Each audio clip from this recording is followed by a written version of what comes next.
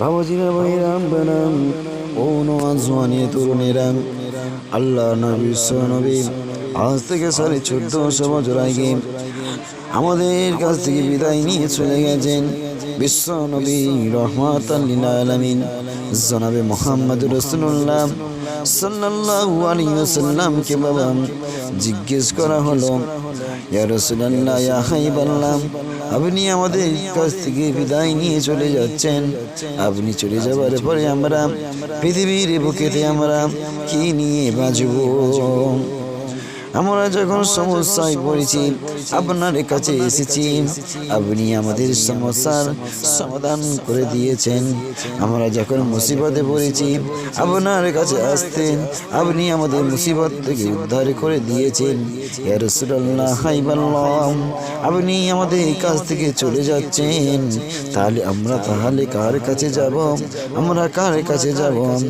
আল্লাহ নবী আমার চোখ ভরা জল নিয়ে বুক ভরা ব্যথা নিয়ে বললেন, ও আমার সাহাবারা, ও আমার উম্মতিরা শোনো, আমি আখিরি জামানার নবী মুহাম্মদ রাসূলুল্লাহ সাল্লাল্লাহু আলাইহি ওয়াসাল্লাম তোমাদের জানিয়ে দিলাম।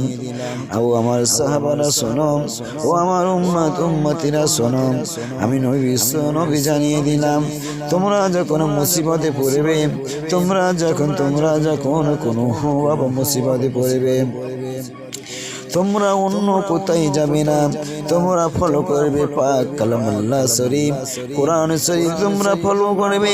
কোরআন শরীফ তোমরা ফলো করে সেই মুসিবত থেকে তোমরা উদ্ধার করার রাস্তা খুঁজে নেবে, তোমরা ফলো করবে।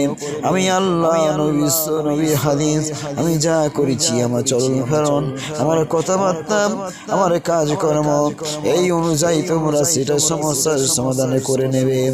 ও আমার সাহাবারা শোনো, তোমাদের এক হাতে থাকবে কোরআন শরীফ, আর একে থাকবে হাদিস।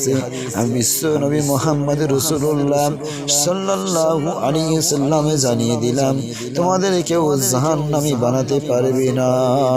জোরে বলেন।